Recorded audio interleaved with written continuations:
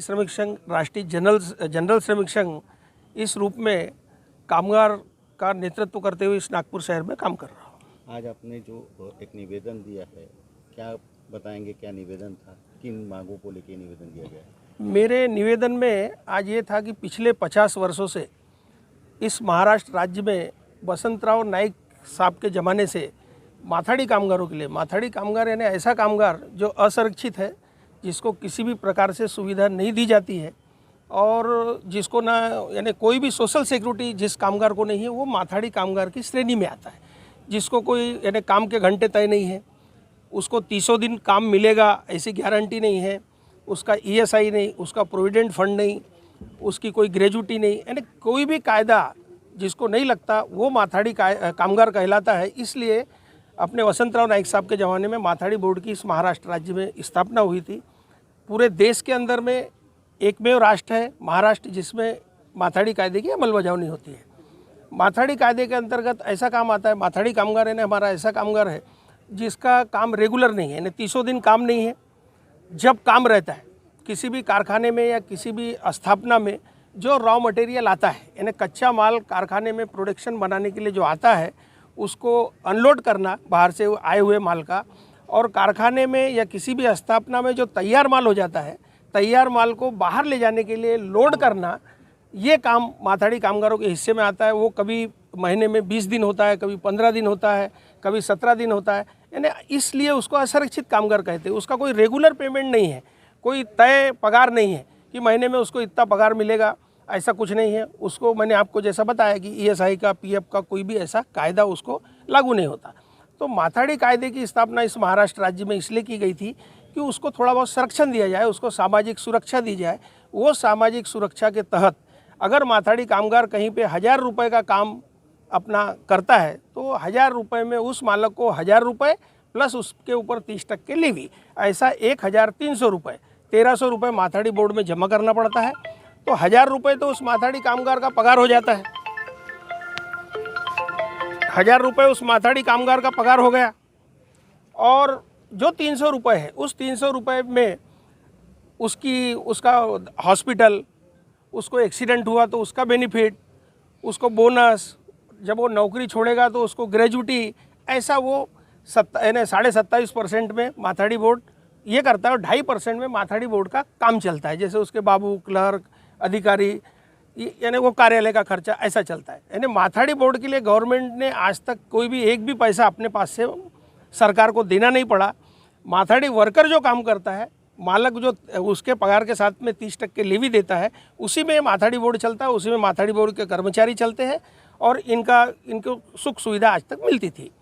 आज जो गवर्नमेंट ने ये अभी देवेंद्र फडणवीस साहब ने उस दिन विधानसभा में जो विधेयक पेश किया था, उस विधेयक में ऐसा था कि माथाड़ी का काम, माथाड़ी कामगार वो कहलाएगा जो सिर्फ अंग मेहनत का काम करता है। यानी माथाड़ी कामगार वो नहीं कहलाएगा जहाँ जहाँ पर भी किसी क्रेन का उपयोग होता है, फोर लिफ्टर का उपयोग होता है, किसी और मशीनरी का उपयोग होता है, तो वहाँ पे माथाड़ी कायदा नहीं लगेगा। उतने माथाड़ी कामगार बेरोजगार होंगे। जहाँ पर किसी भी यानी फोर लिफ्टर वगैरह कोई भारी माल है, 1 टन का है, 5 टन का, लोहा लंगर का काम है, ये सभी जगह पे माथाड़ी कायदा। सबसे बड़ी चीज़ आयरन एंड स्टील, इसको माथाड़ी कायदे से उन्होंने निकाला। आयरन एंड स्टील, जिसके ऊपर देश का एक बहुत बड़ा यानी अपने महाराष्ट्र का बहुत बड़ा माथाड़ी कामगार का वर्ग जिंदा है। आयरन एंड स्टील को टोटल उस अनुसूची से निकाला उन्होंने। मेटल जो है, मेटल यानी जर्मन, तांबा, अपनी ये जो जैसे जो टीवी कारखाने हैं, गाड़ियों के कारखाने हैं, ये जो कारखाने जाने मेटल शब्द जहाँ पर आएगा, आयरन एंड स्टील को निकाला, मेटल से संबंधित उद्योग को निकाला। और जो कारखाने जहाँ पे प्रोडक्शन उद्योग है, यानी जहाँ पे प्रोडक्शन होता है, प्रोडक्शन है तो माथाड़ी कामगार नहीं रहेगा। जबकि आज तक ऐसा था कि प्रोडक्शन उद्योग में रेगुलर कामगार काम कर रहे थे और जो उसका कच्चा माल आता था उसका अनलोडिंग माथाड़ी कामगार करता था, और कारखाने से जो तैयार माल बाहर जाता था उसको लोडिंग माथाड़ी कामगार करता था। तो ऐसा विदर्भ के अंदर में 50,000 कामगार और 50,000 उसके परिवार के लोग पिछले 50 वर्षों से वसंतराव नाइक साहब के ज़माने से वो माथाड़ी कायदे के संरक्षण के तहत अपना परिवार पाल रहे थे, अपने बच्चों को पढ़ा लिखा रहे थे। ये जो आज उन्होंने विधेयक पेश किया, विधानसभा और विधान परिषद में जो विधेयक उन्होंने उस दिन लाया था, उस विधेयक में ये पूरे कारखाने उन्होंने उसमें से निकाल दिए हैं। आयरन एंड स्टील से संबंधित उद्योग उन्होंने निकाल दिया है, मेटल से संबंधित उद्योग उन्होंने निकाल दिया है। ये सब निकाल के उन्होंने सीधा सीधा कामगारों के पेट पे लात मारने का काम किया है। 50 वर्षों तक जो इस कायदे को पूरे देश में सराहा जाता था, अभी हम लोग प्रतिनिधि करके गए थे स्टेट लेवल पे, तो वहाँ दिल्ली के कुछ लोग कामगार प्रतिनिधि, राजस्थान के लोग, अन्य विभिन्न राज्यों के प्रतिनिधि वहाँ आए थे और इस कायदे की बहुत सराहना हो रही थी। इस कायदे की सराहना हो रही थी और सराहना के साथ साथ वो अपने यहाँ पर अपनी स्टेट में इस कायदे को लागू करेंगे, ऐसी उनकी चर्चा चल रही थी। क्योंकि इस कायदे में ना गवर्नमेंट का एक पैसा अपने पास से जा रहा था, ना किसी को ज़्यादा का पैसा देना पड़ रहा था। आज आपने क्या निवेदन दिया? आज हमने ये निवेदन दिया कि ये जो आपने ये संशोधन के नाम पे उनका कहना उस दिन विधानसभा में ऐसा हुआ कि हम इसको माथाड़ी कायदे को संशोधित करके और मजबूत बना रहे हैं। अब संशोधित करने का मतलब ये नहीं होता है कि आप किसी के दोनों पैर काट डालेंगे कमर तक और वो मजबूत होगा। आपने आयरन एंड स्टील से कायदा निकाला, माथाड़ी खत्म हो गया। आपने मेटल उद्योग से कायदा निकाला, माथाड़ी खत्म हो गया। आपने कारखाने से कायदा निकाल दिया, जहाँ प्रोडक्शन यूनिट है वो कायदा खत्म हो गया। इसके साथ साथ उन्होंने जो कलम 13 के तहत माथाड़ी में अगर किसी मालक ने 6 महीने के अंदर पैसे नहीं दिया तो माथाड़ी बोर्ड के सेक्रेटरी को कोर्ट जैसा अधिकार था, वो रिकवरी करके वो पैसा वसूल कर सकता था। अब कोई कामगार अनपढ़ है, ज़्यादा करके इसमें कामगार अनपढ़, अशिक्षित या ऐसे तबके से आए हुए लोग हैं जिनके पास खेती का कोई साधन नहीं, जिनके पास में रोजगार के कोई दूसरे साधन नहीं, पढ़ा लिखा नहीं है, इसलिए तो बाबू क्लर्क नहीं है, इसलिए वो है ना हमाली का काम कर रहा है। ऐसे लोग हैं, अगर वो 6 महीने तक अपनी किसी रकम को भूल गए, उनकी कोई रकम वसूली करने का उन्होंने दावा नहीं किया, तो 6 महीना क्रॉस होता तो उनका वो पैसा डूब गया। उस आपने निवेदन क्या दिया? हमने यही निवेदन, इसका हमने उल्लेख किया कि आने वाले समय में, अभी उस दिन विधानसभा में मुंबई में कामगारों के हित में लड़ने वाले जो कामगार क्षेत्र से विधायक या एमएलसी है, उन्होंने देवेंद्र फडणवीस जी को उस दिन मुंबई में एक निवेदन दिया।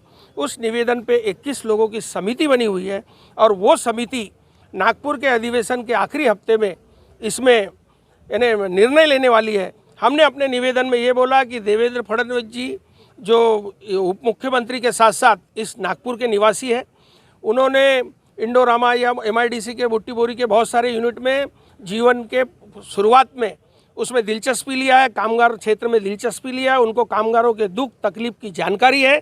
वो इसको व्यक्तिगत किसी औद्योगिक घराने के दबाव में ना आकर, किसी कारखानदारों के दबाव में ना आकर, उनकी न सुनकर कामगारों के हित में न्याय देने के दृष्टि से संशोधन के नाम पर इस माथाड़ी कायदे को लंगड़ा लूला ना करे, माथाड़ी कायदे को समाप्त न करे, ऐसा निवेदन हमने आज उनको। आश्वासन क्या मिला? उनका हमारे को ये आश्वासन मिला है कि अभी वो जोशी जी उप मुख्यमंत्री जी से बात करेंगे। हमने उनको भी ये बोला कि हमको हम और भी प्रयास करेंगे कि नागपुर में जब उप मुख्यमंत्री देवेंद्र फडणवीस जी रहते हैं तो हम कामगारों के साथ में अपने डेपुटेशन के साथ में उनसे चर्चा कर सकें, अपनी परेशानी और ये बाकी की चीज़ें उनके सामने ला सके, जिससे आने वाले समय में योग्य निर्णय हो। जो अधिवेशन रहेगा शीतकालीन अपने यहाँ नागपुर में, उसके आखिरी सप्ताह में ये बिल आने वाला है। उसमें हमको बाकी के आपके भी इस चैनल के माध्यम से जो भी लोग देखते हैं, हम उनको ये निवेदन करना चाहते हैं कि इसमें वो योगदान दे, क्योंकि एक बहुत बड़ा कामगारों के लिए कोई कानून बनाना बहुत तकलीफ की बात है।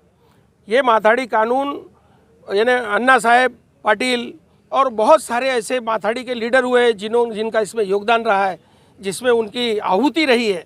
लोगों ने बहुत संघर्ष करके, आपने देखा होगा जैसे प्रेस के लिए बचावत आयोग, मनीषाना आयोग ऐसे बनते गए, ऐसे माथाड़ी के लिए भी समय पर इन 50 वर्षों में बहुत सारे सुधार हुए हैं, जिससे आज पूरे महाराष्ट्र के अंदर में 5 लाख में से सिर्फ 2 लाख कामगारों के ऊपर में माथाड़ी कायदे की अमलबजावनी हो रही है। 3 लाख माथाड़ी कामगारों के ऊपर में इस अमलबजावनी की जहाँ प्रक्रिया दूसरे और आखिरी चरण पे चल रही है, ऐसे समय माथाड़ी कायदे को समाप्त करना, माथाड़ी कायदे को संशोधित करके मजबूत बनाने के नाम पर इसको समाप्त करना, ये अन्याय है और इसके खिलाफ हम रोड पर आकर सभी तरीके से संघर्ष करने को तैयार हैं।